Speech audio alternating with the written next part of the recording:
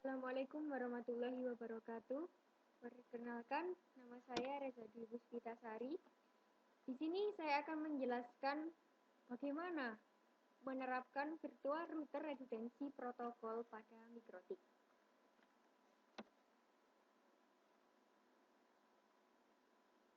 Latar belakang saya mengambil project work ini adalah dengan berkembangnya kebutuhan suatu perusahaan akan komunikasi data, serta demi kelangsungan kegiatan operasionalnya. Maka saat ini banyak perusahaan menggunakan router sebagai alat penyalur untuk melakukan akses data tersebut. Untuk menyediakan koneksi layer 3 dari jaringan komputer, diperlukan suatu perangkat jaringan tambahan yang disebut router. Karena banyaknya penyedia komunikasi yang menggunakan router, maka router juga banyak yang mengalami masalah atau error jaringan.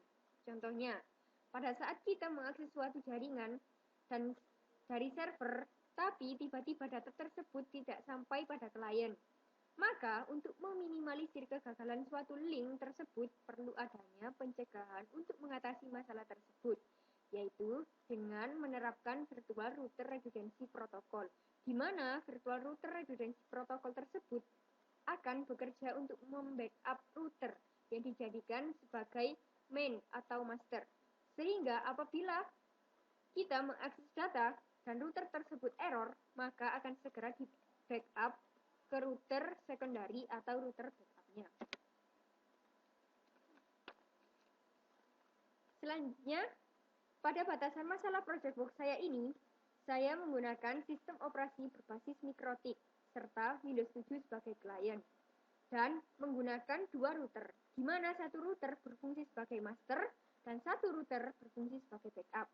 Menggunakan dua switch 1 untuk menghubungkan cloud dengan dua router dan switch 2 untuk menghubungkan dua router dengan klien, serta menggunakan satu PC klien. Selanjutnya, untuk pengujiannya atau pengujian VRRP-nya, yaitu dengan memutus link router master, di mana linknya itu link yang terhubung pada Ether 1 atau yang terhubung pada cloud-nya. Selanjutnya, untuk tujuan dari project work ini adalah router akan bekerja secara redundan atau sebagai backup pada saat router utama mati atau error, sehingga virtual router redundancy protocol lebih efektif dalam mengatasi masalah kegagalan jaringan, di mana router backup akan menjalankan fungsinya secara otomatis apabila router utama mati dan dapat menghemat waktu, serta tidak perlu khawatir apabila router utama mati, sehingga lebih efisien dengan perencanaan lain dan lebih simpel untuk konfigurasinya.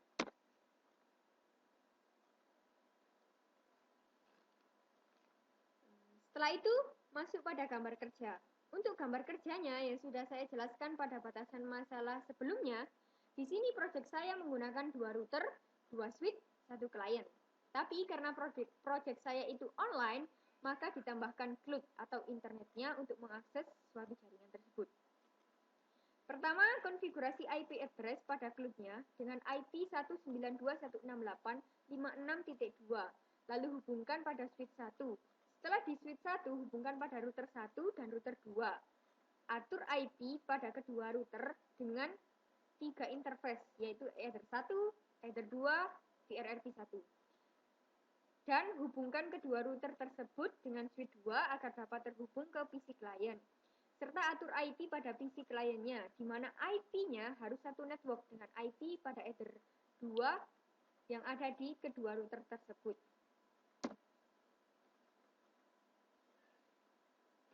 Selanjutnya untuk flowchart atau rancangan sistemnya, pertama kita start, lalu kita install mikrotik atau yang digunakan sebagai servernya tadi, atau yang digunakan sebagai router utama dan router backup tadi. Setelah itu konfigurasi pada IP-nya pada kedua routernya. Masing-masing pada router 1 192.168.56.2 untuk router 1 pada Ether 1 dan untuk router 2 192.168.56.3 pada Ether 1 untuk router 2-nya. Setelah itu untuk Ether 2-nya pada router yang dijadikan utama 192.168.2.3/24 dan untuk yang dijadikan backup 192.168.2.2. Setelah itu, atur konfigurasi virtual router redundancy protokolnya tersebut. Di mana nanti ada kita memasukkan FRID. FRID terdiri dari angka 1 sampai 255. Di mana antara router utama dan router kedua, FRID-nya harus sama. Misal 49, ya router 1 dan router 2 harus sama-sama 49. Setelah itu atur priority-nya. Nah, priority inilah yang menjadi kunci utama untuk menentukan mana yang akan dijadikan router master dan mana yang akan dijadikan router backup-nya. Kalau nilai prioritasnya lebih tinggi, maka itu disebut sebagai router master. Setelah itu, atur konfigurasi IP-nya lagi pada kedua router. 192.168.2.100 harus sama antara router 1 dan router 2 agar bisa saling terhubung. Setelah itu, atur firewall-nya. Firewall ini berfungsi untuk apabila kan kita online. Nah, maka dari itu harus mengatur firewall-nya agar kita dapat mengakses suatu jaringan tersebut dengan langkah pertama IP firewall NAT. Pada out interface-nya diganti Ether 1 dan pada output-nya diganti SRC NAT dan action-nya harus masquerade karena masquerade itu mengubah alamat IP lokal menjadi IP public. Setelah kita mengkonfigurasi firewall tersebut, lalu menuju ke DHCP server. Kenapa harus DHCP server? Karena di sini saya ingin menggunakan router itu secara dinamis, bukan statis. Maka dari itu nanti IP-nya itu akan keluar otomatis pada kliennya. Setelah itu uji koneksi dengan cara ping. Pertama, ping antara router 1 dan router 2. Ping antara Ether 1 dan Ether 1, Ether 2 dan Ether 2.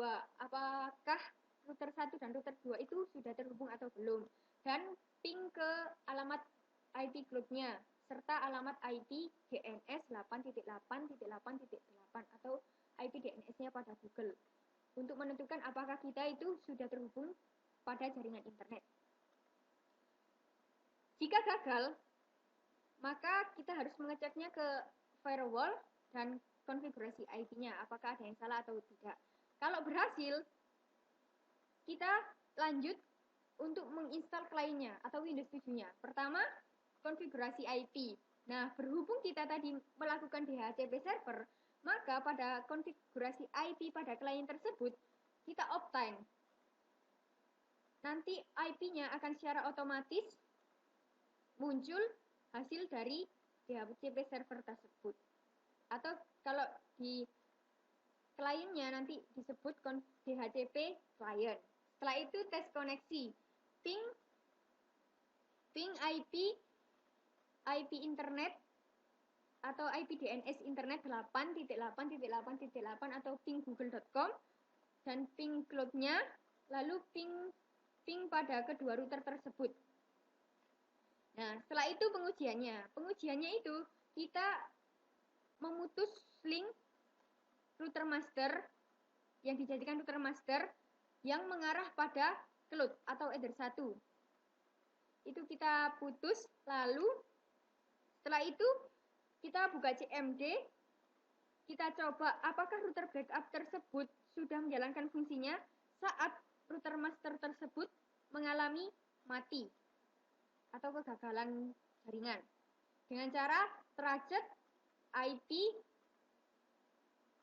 tracet google.com. Kita coba seperti itu, apakah nanti fungsi backup-nya itu menjalankan fungsinya atau router backup tersebut menjalankan fungsinya saat router utama mati. Setelah semua pengujian selesai, terakhir finish.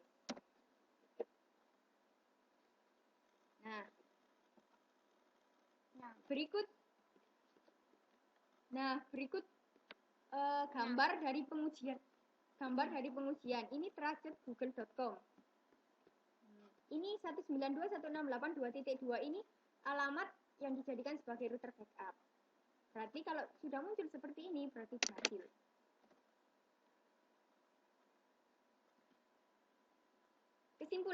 Kesimpulan dari project work saya ini, pertama, router backup menggantikan router master. Yang sudah saya jelaskan tadi, apabila router master mengalami kegagalan atau mati, router backup akan secara otomatis menggantikan fungsi dari router master sehingga lebih efisien saat kita melakukan komunikasi data tersebut. Kedua, lebih efisien waktu dalam menggunakan VRRT. Dengan konfigurasi tersebut, kita akan menghemat waktu. Kita tidak perlu menginstal router lagi, tetapi kan sudah ada router backupnya apabila router utama mati. Sekian presentasi yang dapat saya sampaikan, kurang lebihnya saya mohon maaf. Wassalamualaikum warahmatullahi wabarakatuh.